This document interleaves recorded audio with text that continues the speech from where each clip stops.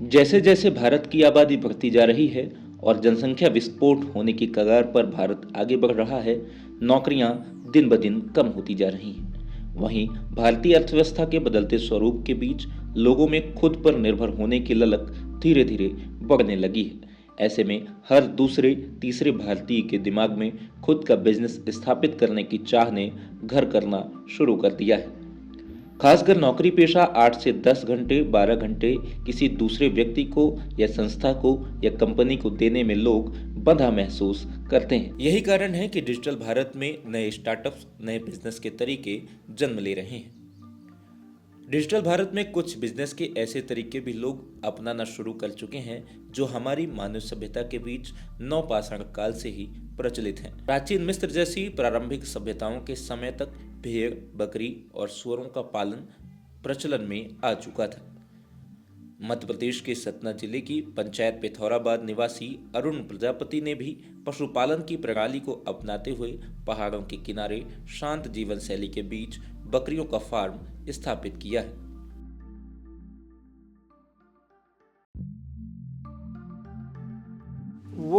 ये मैटर नहीं करता कि मैं 10,000 की नौकरी करता हूँ तो इस काम को कर पाऊंगा, या 50,000 की नौकरी करूँगा तो मैं इस काम को नहीं कर पाऊँगा या नहीं करूँगा। देखिए क्या होता है, कोई भी चीज़ बिना आइडिया के, बिना गुरु के, बिना ट्रेनिंग के नहीं कर पाता आदमी, चाहे वो कितना भी होशियार हो।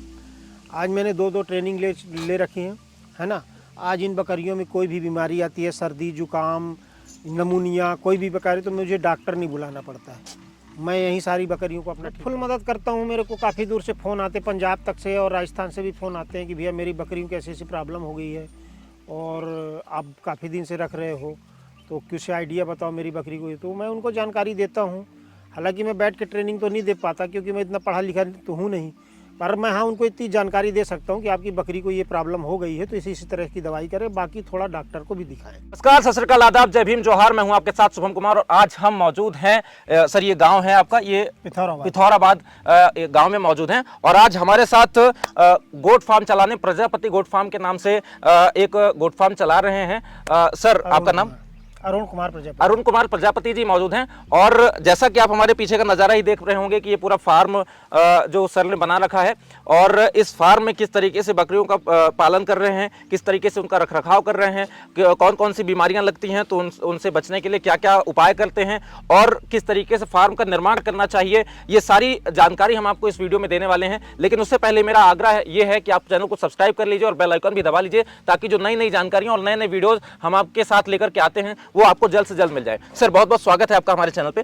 सर आज आपके फार्म में हम केवल और केवल इसलिए आए हैं कि जो नवयुवक हैं जिनको ये लगता है कि हम किसी और की 2 पैसे की नौकरी ना करें, खुद से अपना बिजनेस स्टेबल करने की कोशिश करें, उन लोगों को आप एक तरीका बताएं और एक बिजनेस का ये आइडिया दे दें कि वो भी इस तरीके का फार्म स्थापित करने की कोशिश करें और आगे बढ़े और खुद पे डिपेंड होकर के एक अच्छा बिजनेस स्थापित करें। तो सर किस तरीके से आपने ये फार्म स्थापित किया था, कैसे ये आपको आइडिया आया और इनका जो वैक्सीनेशन होता है वो किस तरीके से आप करते हैं, किस तरीके से आपने फार्म का निर्माण कराया? जैसा कि मैं अभी देख पा रहा हूँ दर्शकों, ये जो फार्म का निर्माण है ये अभी शुरुआत ही हुई है और लगातार ये कर रहे हैं। इसके पहले जहाँ पे आप चला रहे थे फार्म, वहाँ से आपने शिफ्ट किया, किस तरीके के चैलेंजेस हैं इस बिजनेस में, वो सारी चीज़ें आप बता दीजिए। पहले तो आए हुए मेहमानों का मेरे फार्म में स्वागत है, बहुत बहुत धन्यवाद। और मैं तहे दिल से आप लोग का स्वागत करता हूं। और सतना से करीब मेरे घर से 15 किलोमीटर 16 किलोमीटर में ये फार्म है। पिथौराबाद जी ग्राम है, कहलाता है। परसमनिया रोड पे पोड़ी गांव पड़ता है। गांव से परसमनिया रोड, पहाड़ के ऊपर परसमनिया गांव है जी। उसके पहले ही अपना पहाड़ के नीचे ही फार्म है जी। और पिथौराबाद गांव बोलते हैं, जिला सतना ही लगता है ना, तहसील उचेहरा है। सर मैं ये 2018 से बकरी का काम कर रहा हूँ। कोरोना के पहले से, नोटबंदी के पहले से ही काम चालू कर दिया था। छोटा छोटा थोड़ा थोड़ा काम चालू हुआ था और उस समय पे मैं कम ही बकरियों से चालू किया था, 10 ही बकरियों से काम चालू किया था। और कारण ये था कि देखिए एक काम मैं करता था, ट्राली वर्क का भाड़ा का काम था, बालू गिट्टी सीमेंट का काम था, उसमें पैसा बहुत ज़्यादा फंसता था। काम किया जाए कि जिस काम को मैं आज कर रहा हूँ और उसको यदि मैं खुदा न खास्ता इस दुनिया से चला गया तो उस काम को मेरे आने वाली पीढ़ी भी उस काम को करे और अपना जीवन अच्छा काट सके। तो ये काम में देखिए, शुरू में कोई भी काम कीजिए आप, जहाँ जान पहचान नहीं होती है, जिस काम को हम नहीं जानते हैं, पहचानते नहीं हैं, उसमें तो स्ट्रगल करनी पड़ती है, मेहनत करनी पड़ती है। थोड़ा सा ट्रेनिंग है, ट्रेनिंग लेना ज़रूरी है और इसके बाद काम बहुत अच्छा है, काम में कोई दिक्कत नहीं है। नई जनरेशन का आदमी करता है तो पहले क्या सोचता है, वो यूट्यूब वगैरह में देख के उसको ये लगता है कि ये लोग अर्निंग बताते हैं, तो वो ये देख के कूद जाता है, इसके बाद उसके फार्म बंद हो जाता है। कारण ये रहता है वो ट्रेनिंग नहीं लेता है। ठीक है, जानवर के बीच में आपको रहना है तो जानवर बनना पड़ेगा।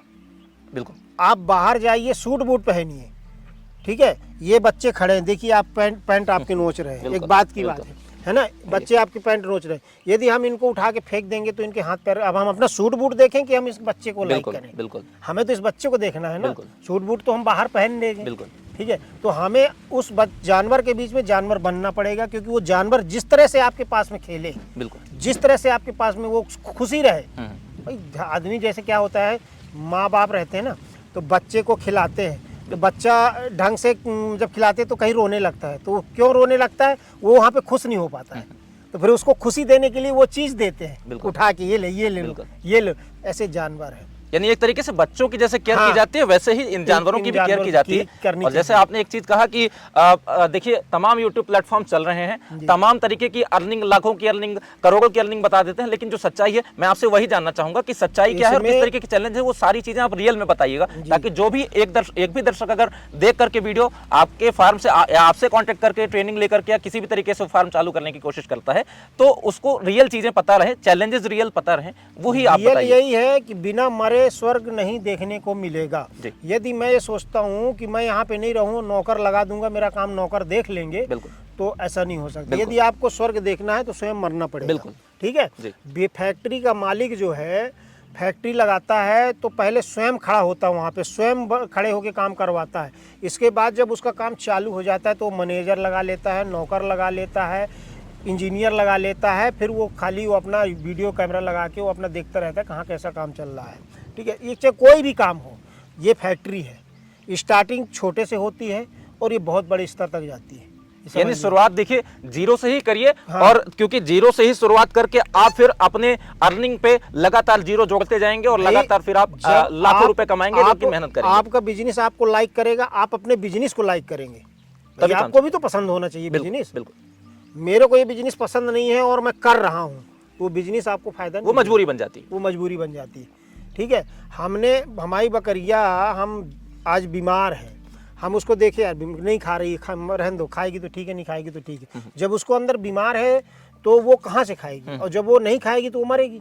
बिल्कुल, तो भाई जब वो नहीं खाएगी तो तुरंत जाके देखना पड़ेगा, उसका ट्रीटमेंट करना पड़ेगा, उसको खिलाना पड़ेगा, तो ये सारी चीजें ध्यान देनी पड़ती है बकरियों में। ठीक है, तो एक मेरा पहला सवाल है, आपके फार्म में किस किस ब्रीड की बकरियां हैं? मेरे फार्म में अभी करीब 4-5 नस्ल की ब्रीड है जी। एक गुजरी भी है, 2-3 गुजरी हैं, 2-3 मेवाती तोतापरी हैं, एक आध 2 सोजत है, एक आध बीटल है और बर्बरी हैं। ऐसे करके 4-5 ब्रीड मेरे पास बकरी है। 1-2 हंसा की भी है, जमुनापारी हंसा की भी है।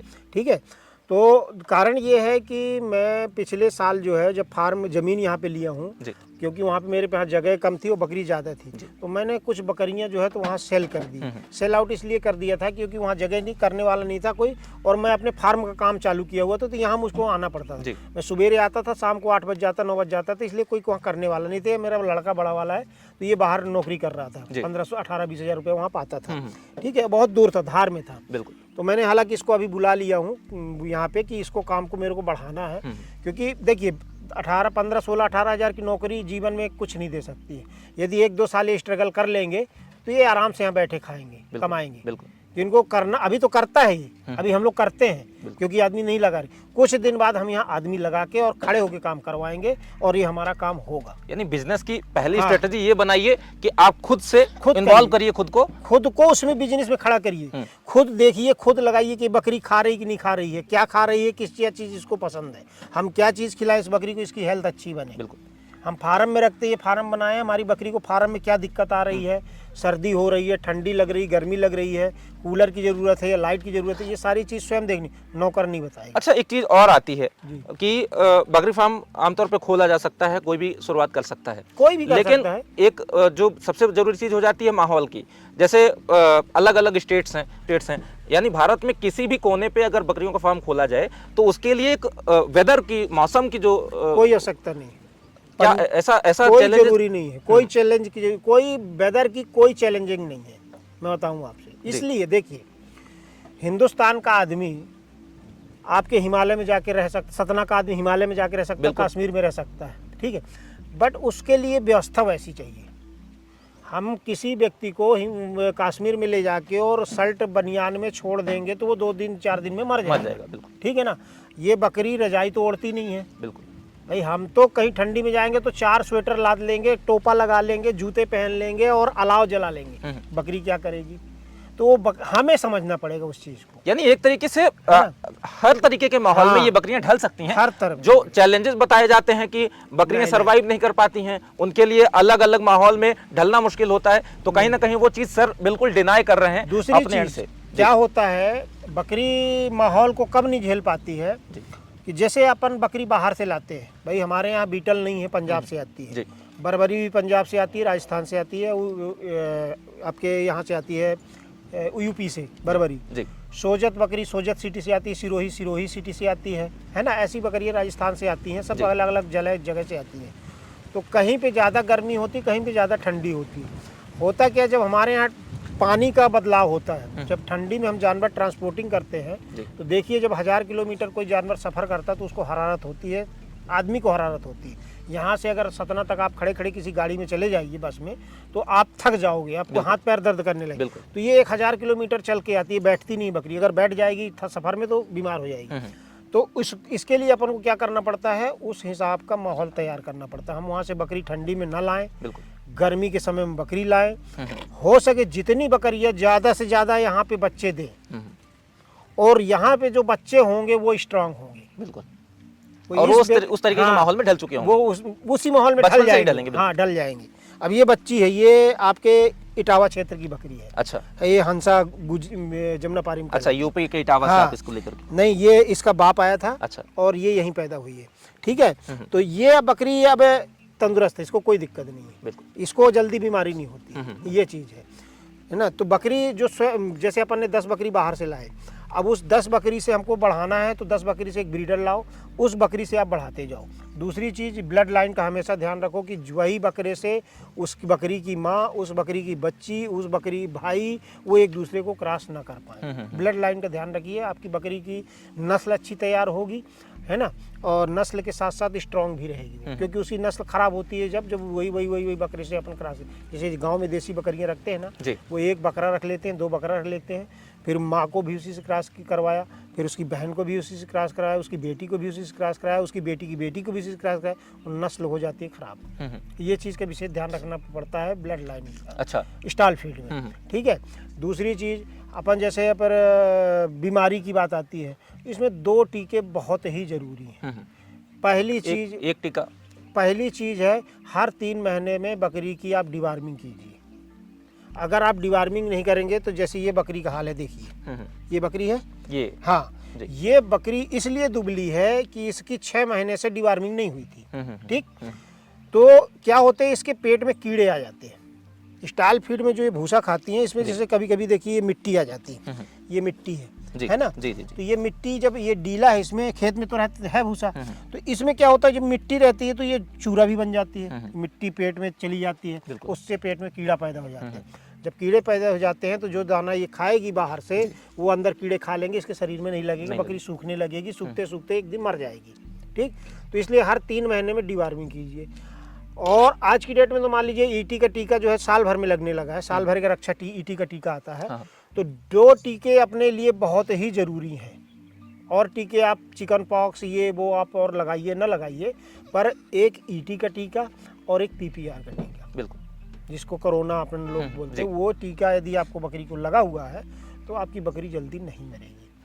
बाकी उसके हिसाब से देखना पड़ता है। जैसे खुरपका हो गया तो खुरपका के इलाज है कि बरसात आती है तो बरसात में क्या होता है, जब पानी और मिट्टी में जब जानवर के पैर पड़ते हैं तो थोड़ा सा घाव बन जाता है, घाव से वहाँ सड़न पैदा हो जाती है, वो अलसी के तेल और हल्दी वगैरह से ठीक हो जाता है ना। होते बाकी वो मेन 2 टीके, एक ईटी का टीका है। ईटी का टीका ऐसा रहता है कि किसी जानवर के पेट में कीड़े उत्पन्न नहीं होने देता, ठीक है। और पीपीआर का टीका ऐसा है कि साल भर उसको जो है तो सर्दी जुकाम नमूनिया की बीमारी बढ़ नहीं सकती। ये फायदा है टीका करने में, बचाव का सबसे यही बढ़ता है। अच्छा, अभी आपने ये जो 3 बाड़े बना रखे हैं जी, जैसा कि अभी आपने बताया कि हाँ फार्म आप निर्माण करवा रहे हैं, अभी आपकी बकरियां जो है काफी माने कम संख्या में आपने रखी हुई हैं, बेच दी थी आपने, बेच दी थी। तो जो ये 3 बाड़े हैं, क्योंकि लगभग उस बाड़े में भी 5-6 बकरियां, इस बाड़े में भी, तो ये अलग अलग रखने का क्या तरीका होता है, क्यों ऐसा किया जाता है? अभी क्या है कि ज्यादा बकरी नहीं है, ज्यादा एक दूसरे को मारनी। हम लोग जब इनको खाना खिलाते हैं तो बड़ी बकरी इस बाड़े में कर देते हैं, छोटी बकरी उस बाड़े में कर देते हैं। अभी क्या करेंगे अपन कि जैसे ये बाड़ा है, अभी 3-4 बाड़े और बनेंगे, ठीक।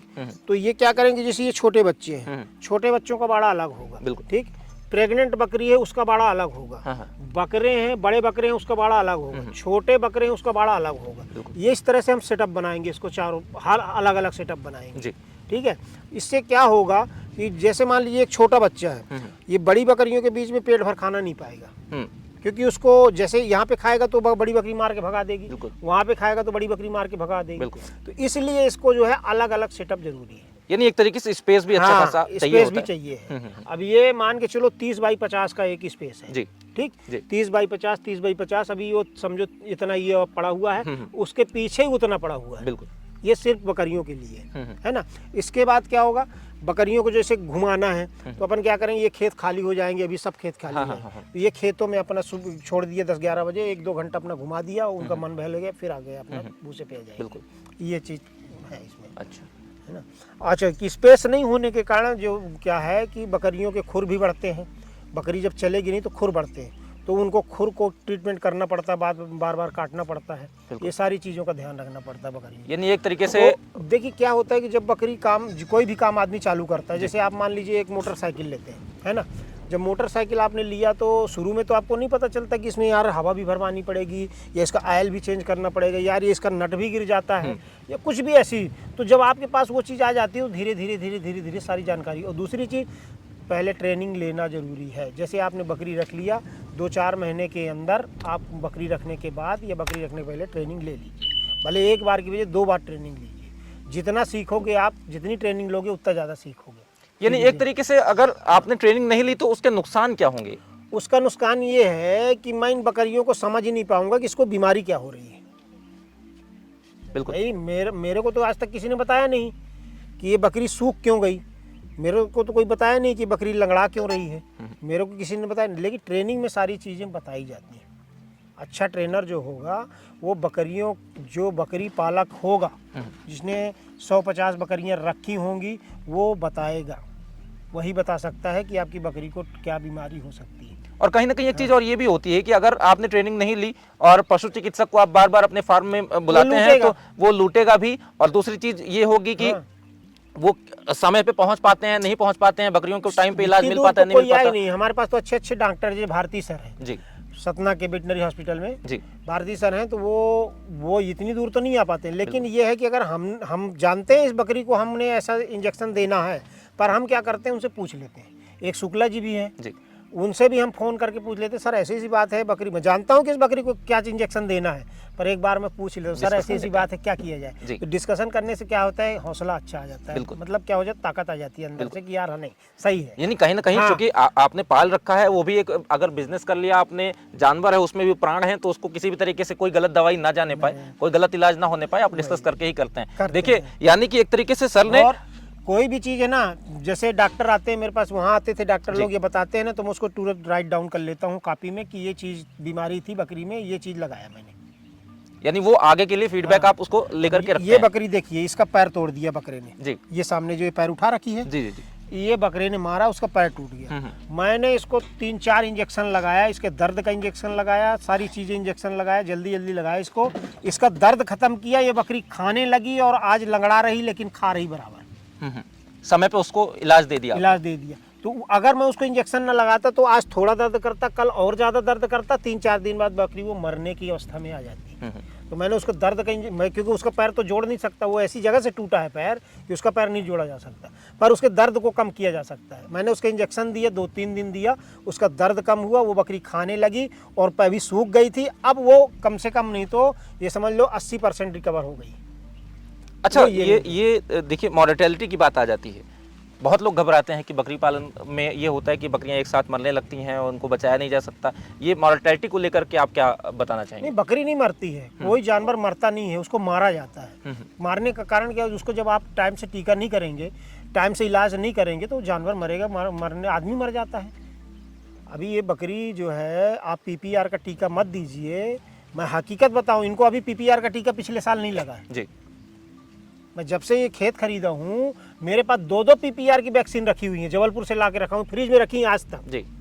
मैं इनको टीका नहीं दे पाया हूँ। पर मैं इनको इस टीका नहीं दे पाया, पर मुझे विश्वास था कि मैं बकरी मरने नहीं दूंगा अगर PPR आएगा तो। जी जी। और क्योंकि हाँ, मेरे को खर्चा ज़्यादा आया, वो 500 का टीका न लगाने के कारण मैं 5000 की दवाई किया हूँ अभी ठंडी में। यानी विशेष ध्यान ये रखना है कि टीके जरूरी है। 500 का टीका आता है, मैं 5000 का इंजेक्शन लगाया इन बकरियों को, क्योंकि इनको PPR आया, नमूनिया आया, ठंडी में नमूनिया आता है। जैसे नमूनिया आया तो मुझे 500 का एक इंजेक्शन लगाना पड़ा। मैंने लगा के इनको ठीक किया, मरने नहीं दिया, पर पैसा मेरा ज्यादा इन्वेस्ट हुआ। ये कारण होता है टीका न लगाने का। यानी एक तरीके से जो लॉस वाला फैक्टर है वो इन्हीं कारणों से आता है कि आपने अगर लापरवाही 5 रुपए का खर्चा 5000 पे जाता है। ये तब्दील हो सकता है 5,000 रुपए में लॉस में तब्दील हो सकता है अगर आपने ध्यान नहीं दिया। अगर मैं ध्यान ना दूं इन बकरियों को तो 2-4 दिन बाद सर्दी जब ज्यादा बढ़ जाएगी तो ये बकरी मर जाएगी जी। फिर दूसरी चीज, अगर पहले इंजेक्शन आपको जानकारी नहीं है, मैं कौन सा इंजेक्शन दूं? अब इंजेक्शन तो दे रहे हो, डॉक्टर भी आ रहा है इंजेक्शन दे रहा है, उसको भी जानकारी नहीं है। लेकिन मेन क्या है, जो हैवी इंजेक्शन होते हैं ना, जो किसान होता है उसको बोल दो भैया एक बकरी को 500 का इंजेक्शन लगेगा, तो बोलेगा भैया मर जाने दो यार, मेरे पास 500 नहीं लगा पाऊंगा। भाई 3 दिन का डोज है 1500 रुपये लगे, बोले भैया 2000 की तो बकरी है, मरने दो, क्या मतलब कसाई को देता हूँ। ये कारण होता है मेन, इसलिए टीका बहुत जरूरी है। अच्छा, आपके फार्म पे आपकी मदद और कौन करता है? मेरी मदद बस ये बड़ा वाला लड़का है, अभी ये छोटा वाला लड़का पढ़ता है तो ये भी आ जाता है बीच बीच में, जैसे आज संडे हो गया तो आ गया, है ना। और बाकी हम ही लोग तो अभी कर रहे हैं। अभी ये सब जो हमारे वर्कर लगे हुए हैं तो ये भी निर्माण कार्य चल रहा है, केवल फार्म के निर्माण के लिए आपने लगाया हुआ है, मजदूर लगा रखे हैं। उसके जैसे अलावा हमारे पास जानवर बढ़ेंगे फिर हम आदमी लगाएंगे और स्वयं करेंगे और करवाएंगे। लेकिन मॉनिटरिंग जरूरी है, बिना छोड़ के तो जाना नहीं है भाई। क्या होता है, जैसे मान लीजिए कहीं भी फार्म है, आप नौकर के मत्थे छोड़ के चले गए, नौकर सो गया, पीछे से कोई फार्म खोल के ले गया बकरी, तो ये भी तो देखना है। ये सावधानियां रखनी चाहिए भाई। हमको तो अपने चीज, हम घर में, हमारा घर है, सोना रखा, चांदी रखा, पैसा रखा, कपड़े रखे, सब चीज तो रखे, पर घर हम कैसे छोड़ के ताला लगा के चले जाएंगे, वो दूसरे दिन चोर आएगा, ताला काटेगा, सब ले जाएगा। तो ये चीज तो ध्यान रखनी पड़ेगी ना। तो चलिए आप आगे देख लेते हैं और आपका जो आपने फार्म बनवाया है अभी उसके बारे में भी कुछ समझ ले। तो ये सर कितने बाय कितने में आपका ये पूरा फार्म होगा, अगर एक ज़मीन की बात करें पूरा आकर? ये ज़मीन मेरे ख्याल से यहाँ तक करीब 1.5 बीघा करीब है ये ज़मीन। ये समझो आपकी 50 ही हो गया जी, 50-100 है ना। ये करीब 150 के करीब ऐसा है पूर्व पश्चिम जी, और 250 करीब ऐसा है जी, 250 स्क्वायर फीट ऐसा है लंबा। अच्छा, तो ये आपने जो चुना, ये जगह चुनी आपने, कहीं ना कहीं आपको आइडिया आया होगा कि आप इसको शहर से थोड़ा सा दूर लेकर जाते हैं, शांत माहौल में जाते हैं, सुकून से रहेंगे, सुकून से जानवर पालेंगे। ये कैसे महसूस किया आपने कि इसको दूर ले जाना चाहिए? शहर में क्या होता है कि जब बड़ी दूध वाली बकरियां होती हैं, बड़ी हाइट की बकरियां होती हैं जी, तो शहर में लोग बाग देखते हैं और शहर में उनको नज़र भी लगाते हैं। बहुत से मतलब क्या होता है कि किसी के दिल में क्या बात है, किसी के दिल में कौन क्या बोलता है, कुछ अच्छा बोलते हैं, कुछ गलत भी बोलते हैं। और तो जानवरों को, चाहे वो आदमी हो चाहे जानवर हो, सबको नज़र लग जाती है, किसी किसी की बातें लग जाती हैं, है ना। और इसीलिए यहाँ खुला वातावरण है, साफ वातावरण है, शुद्ध वातावरण है। यहाँ ना कोई बोलने वाला ना टोकने वाला। यहाँ अच्छा जानवर अपने आप को खुश रखेगा, अपने आप को स्वयं। एक तरीके से देखिए भाई, हम जब शहर से हम यहाँ आ जाते हैं ना तो हमको वहाँ जाने की इच्छा नहीं पड़ती। बिल्कुल, ये तो इंसानी प्रवृत्ति भी होती है कि कहीं ना कहीं जंगलों के किनारे सुकून से चले जाते हैं और जिए अपनी जिंदगी जिएंगे। जैसा केवल सुविधा भर बिल्कुल मैं कैमरामैन से कहूंगा कि वो जरूर दिखाएं। देखिए सर ने जो फार्म बनाया है अपना, ये पिथौराबाद में पहाड़ के बिल्कुल किनारे बनाया हुआ है, जहाँ पे जिंदगी सुकून से जी जा सकती है और एक अच्छा बिजनेस स्टेबल किया जा सकता है। सर आइए देखते हैं कि फार्म किस तरीके से आपने निर्माण कराया था और जो दर्शक हैं हमारे वो फार्म का निर्माण कराते वक्त कौन कौन सी सावधानियां रखेंगे, क्या क्या ध्यान रखेंगे, किस तरीके से बागे का निर्माण कराएंगे। तो सर एक बार इस पे बता दीजिए कितना खर्च आया होगा, कितना खर्च आता है और क्या क्या सावधानियां रखनी चाहिए। जैसे आपने यहाँ स्ट्रीट सोलर लाइट लगवा रखी हैं और हीटर यानी ठंडियों के लिए बकरियों को किस तरीके से बचाना चाहिए, निमोनिया ना होने पाए, और सारी चीजें जो आपने रखाई हो। चूंकि मुझे ज्यादा जानकारी नहीं, आपको ज्यादा जानकारी है, आप बता दीजिए। सर ये मेरा 30 बाई 4 खंदे, इसमें 4 खंदे इसमें, पर खंदे में 10 से 15 बकरी आ सकती है ना जी। और इसके खर्चा, निर्माण में खर्चा आया करीब 2.5 से 3 लाख रुपए आया निर्माण में खर्चा, पूरा शेड वेड लगा के सारा चीज जी। और अभी इसकी कुछ दीवारें उठानी है, थोड़ा हाइट लेनी है इस दीवार की, और थोड़ा सा ये ठंडी में पूरी चारों तरफ से पॉलीथीन से पैक कर दिए थे। और ये हीटर वगैरह देखिए, राड वगैरह लगी हुई है। अच्छा, ये सब ठंडी में लगाए हुए थे। और साथ में इनको ठंडी में बकरियों को सरसों का तेल पका के पिलाते थे। उसमें कलौंजी है, आपके करायल जिसको बोलते हैं, लहसुन हो गया है ना, अजवाइन हो गया, ये सारी चीज़ें पका के और इनको पर बकरी को 10 ग्राम 10 ml दिया जाता था, जिससे इनके गर्मी में शरीर में इम्यूनिटी बनी रहे, ठंडी ना लगे, है ना। तो वही यही सारी चीज़ें व्यवस्था करनी पड़ती है बकरी को। और किसी को इतना बड़ा फार्म नहीं बनाना तो कोई नहीं, 10 बाई 20 का भी बना सकता है, जिसके हिसाब से जितना जानवर बढ़ाना हो फिर उसके बाद बढ़ा सकता है। अभी इधर मेरे को फार्म बनाना है तो 1 आध साल बाद बनाऊंगा, तो इसको थोड़ा सा हाइट पे लूंगा, नीचे छोड़ के कुछ अभी मुर्गियां भी हैं वहाँ मेरे पास। अच्छा, मुर्गी का भी फार्म बना रहा हूँ कि 200-400 मुर्गी 500 मुर्गी पालने का है ना। तो ये सारा, ये ज़मीन मेरी जो है, इसमें मैं केवल फार्म का ही काम, मुझको चारा पत्ती का काम करना है। कि बकरियों को अच्छा पत्ती उपलब्ध होनी चाहिए, अच्छा चारा उपलब्ध होना चाहिए, और इसी कार्य में भी लगा हुआ हूँ। ऊपर वाले ने चाहा तो 1-2 साल में आपको इसका रिजल्ट मिल जाएगा। बिल्कुल बिल्कुल। क्योंकि मैं ये सोच रहा हूँ कि मुझे MP टॉप में फार्म बनाना है, MP टॉप में काम करना है। बाकी अब ऊपर वाले की क्या मर्जी है, देखिए क्या होता है। तो देखिए ऊपर वाले की क्या मर्जी है, आदमी काम करता है और आदमी काम करके आगे बढ़ने की महज कोशिश करता है, बाकी ऊपर वाले की मर्जी होती है और खुद की लगन और खुद की मेहनत होती है। सर ने बताया है कि MP में टॉप का फार्म चलाना है, टॉप का गोट फार्म और टॉप का पोल्ट्री फार्म खोलने की जो सर की नियत है, उस पर हम भी दुआएं देते हैं कि सर बहुत आगे मेहनत करके बहुत आगे बढ़ें। और हमने इस वीडियो में आप के लिए जो सवाल पूछे हो या कोई सवाल ऐसा छूट गया हो जो मैंने ना पूछा हो, आप कमेंट बॉक्स में जरूर बताइएगा। सवाल हम सर से डिस्कस करेंगे, सर का नंबर भी आपको उपलब्ध कराएंगे अगर आप किसी तरीके से मदद लेना चाहेंगे, और सर भी पूरी मदद करेंगे। देखिए एक यंग जनरेशन या किसी भी तरीके से कोई भी किसी भी जनरेशन में इस बिजनेस की शुरुआत करना चाहता है तो आप हमारे वीडियो को देखते हुए ये शुरुआत कर सकते हैं। कोई भी मदद चाहिए होगी उसके लिए हम भी मौजूद हैं, हमारा प्लेटफॉर्म आपके लिए समर्पित है और सर की मदद जरूर ले सकते हैं। और मैं आपसे यही आग्रह करूंगा कि चैनल जरूर सब्सक्राइब कर लीजिएगा। और जो जानकारी सर, कुछ और आप ऐड ऑन करना चाहते हो, कुछ जोड़ना चाहते हो? हाँ, एक जोड़ना चाहता हूँ। आप ऐड ऑन करना चाहते हो, कुछ जोड़ना चाहते हो? हाँ, एक जोड़ना चाहता हूँ मैं अपने दोनों लड़कों को जी, कि मैं इनके साथ मिलके काम कर रहा हूँ। अच्छा, क्योंकि मिलवा देते हैं। आप एक बार बुलवा दीजिए उनको। इसका ये बड़ा लड़का, इसका हेमंत नाम है, ये हमारा बाप बेटों का फार्म है, प्रजापति गोट फार्म जी। ठीक है, बाप बेटे मिलके कर रहे हैं इसको। और ये बड़ा लड़का है हेमंत प्रजापति, ये छोटा है अतुल प्रजापति, और मैं हूँ अरुण कुमार प्रजापति। ठीक है, जो प्रजापति गोट फार्म के तीनों ऑनर हैं जी। अभी तो इनकी स्टार्टिंग है, इनको अभी सीखने को मिल रहा है, सीख रहे हैं जी। और मैं ट्रेनिंग वगैरह ले चुका हूँ, और इनको भी आने वाले समय में ट्रेनिंग दिलाना चाहे करेगा। इसका भी मन बिजनेस में है जी, पर इसको अभी स्टार्टिंग से बिजनेस में मैं घुसेड़ रहा हूँ कि आगे चल के मुझे भी तकलीफ ना हो, मैं रहूंगा तो इसको भी तकलीफ। यानी एक तरीके से आप चाहते हैं कि एक फैमिली बिजनेस बने और अच्छा बिजनेस बने। देखिए मैं इस चीज पे एक लाइन जोड़ना चाहूंगा। विकास दिव्यकीर्ति सर हैं जिन्होंने यूपीएससी की तैयारी कराते हुए एक बार एक वीडियो में कहा था कि अगर कोई नौकरी करता है तो नौकरी करने वाले का लड़का कोई नौकरी की शुरुआत करता है तो वो फिर जीरो से ही शुरुआत करता है, लेकिन बिजनेस करने वाले का जो लड़का होता है तो जहां से बिजनेस करते हुए उसके पिता ने बिजनेस छोड़ा होगा, वो उसी स्टैंडर्ड से अगर करोड़ों रुपए की कंपनी बना दी है तो वहीं से ही वो लड़का बिजनेस जीरो से शुरुआत नहीं करनी पड़ती उसे। तो आप भी ये चाहते हैं कि आपके बेटे हेमंत और आपके बेटे अतुल जब आपका बिजनेस अपनाएं, या आप इसको फैमिली बिजनेस बनाना चाहते हैं ताकि ये आगे बढ़ते हुए आप जहां से हाथ छोड़ें वहां से ये पकड़ लें और वहीं से आगे बढ़ा दें। वही, अभी तो मैं ऑनर टाइप में मैं हूं जी, अभी ये मेरे सोचो कि हेल्पर है, बिल्कुल ठीक है, बिल्कुल। लेकिन मेरे जाने के बाद ये ऑनर होंगे। देखिए ये एक बहुत बड़ी बात कही है सर ने।